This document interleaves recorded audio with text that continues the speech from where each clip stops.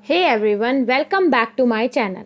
अभी का इस वीडियो में जो हम लोग टॉपिक पढ़ने वाले हैं वो है इनर्शिया।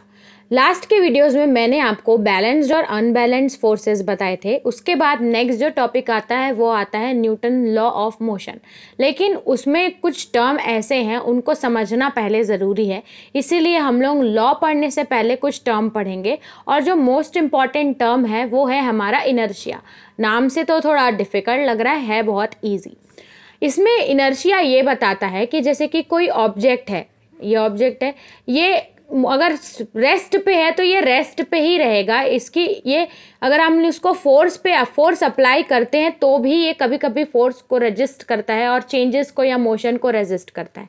इनडायरेक्टली अगर बोला जाए तो ये ऑब्जेक्ट की inability to change the object state या तो अगर वो रेस्ट पे है तो वो मोशन जाने के लिए रेजिस्ट करेगा, और अगर वो मोशन पे है तो वो रेस्ट में आने के लिए रेजिस्ट करेगा। उसको हम लोग इनर्शिया बोलते हैं। अगर देखें तो the inability of an object to change is state, उसको स्टेट चेंज अपनी नहीं करना चाहता, ऑफ रेस्ट और यूनिफॉर्म मोशन जो भी है along with a straight line is called inertia of an object. इसका मतलब बोला जाए कि जैसे कुछ ऑब्जेक्ट पड़े रहते हैं स्टेशनरी, मान लो स्टोन ही है, ठीक है, तो जब तक उस पर फोर्स अप्लाई नहीं करते हैं हम लोग तब तक वो मूव नहीं करता ना।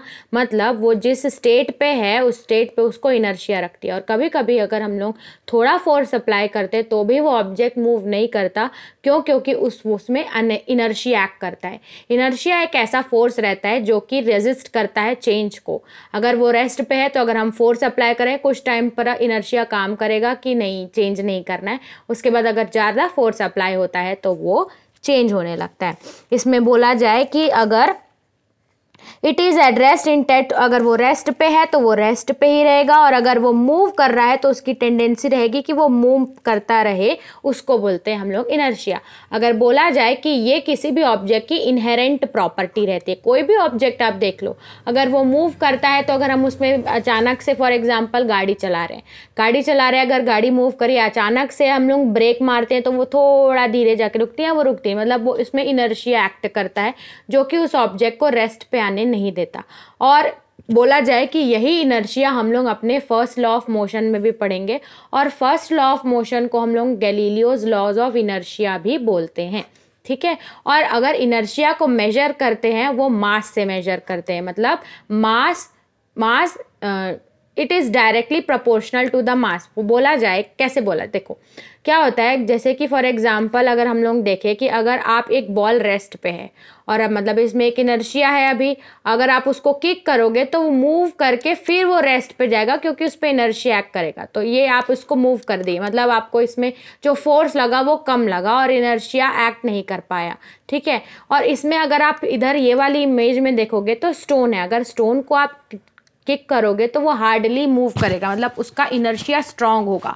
तो इसमें बोल सकते हैं डायरेक्टली प्रोपोर्शनल, मतलब अगर उसका मास बड़ा है, उसका वेट बड़ा है उस ऑब्जेक्ट का, तो उसमें इनर्शिया भी ज़्यादा रहेगा, वो रेजिस्ट भी ज़्यादा करेगा चेंज।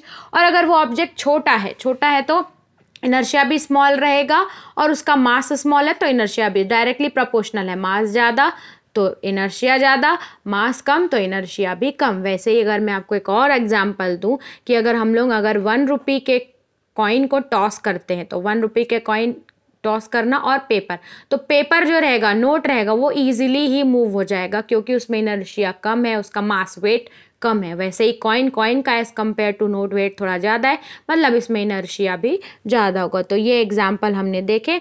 अगर हम लोग मेजर किससे करते हैं इनर्शिया को, तो मास से मेजर करते हैं। जितना ज़्यादा उसका वेट है उतना ज़्यादा ही उसका इनर्शिया होगा। और इनर्शिया का मतलब द इनएबिलिटी ऑफ, मतलब वो चेंज को रेजिस्ट करने की एबिलिटी हर किसी ऑब्जेक्ट में रहती है, उसको इनर्शिया बोलते हैं।